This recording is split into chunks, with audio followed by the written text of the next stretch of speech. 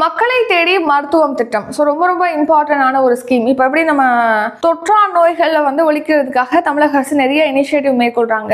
அதில் முக்கியமான ஒரு திட்டம் தான் மக்களை தேடி மருத்துவம் திட்டம். தொற்றா நோய்கள்னா பிறருக்கு பரவாத நோய்கள், அதாவது நீரிழிவு நோய், இரத்த அழுத்தம், இந்த மாதிரியான பாதிப்புகள்லாம் மற்றவங்களுக்கு பரவாது. அந்த பரவாத தொற்றா நோய்களுக்காக தான் இந்த ஸ்கீம் ஆனது தொடங்கியிருக்காங்க 2021 ஆகஸ்ட் 25 வீடுகளுக்கே சென்று அவங்களுக்கு டெஸ்ட் பண்ணுவாங்க.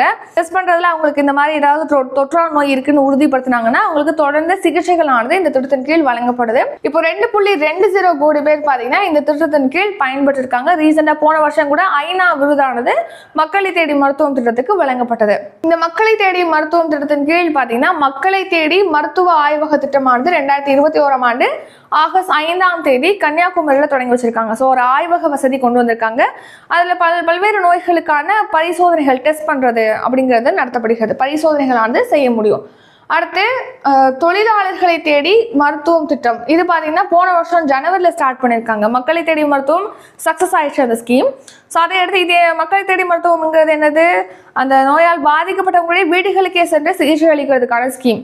தொழிலாளர்களை தேடி மருத்துவம் அப்படிங்கிறது என்ன, ஒர்க் பண்றாங்க இல்லையா, இப்போ அரசு சாரா, அதாவது அமைப்பு சார் தொழிலாளர்கள், அமைப்பு சாரா தொழிலாளர்கள் அவங்க ஒர்க் பண்ணக்கூடிய ஒர்க் பிளேஸுக்கே போய் அவங்களுக்கு பரிசோதனை மேற்கொண்டு நோய் இருக்குன்னா அதை கன்ஃபார்ம் பண்ணி அவங்களுக்கு சிகிச்சைகளானது வழங்குவதற்காக தான் இந்த தொழிலாளர்களை தேடி மருத்துவம் திட்டம் போன வருஷம் ஜனவரியில் ஸ்டார்ட் பண்ணியிருப்பாங்க.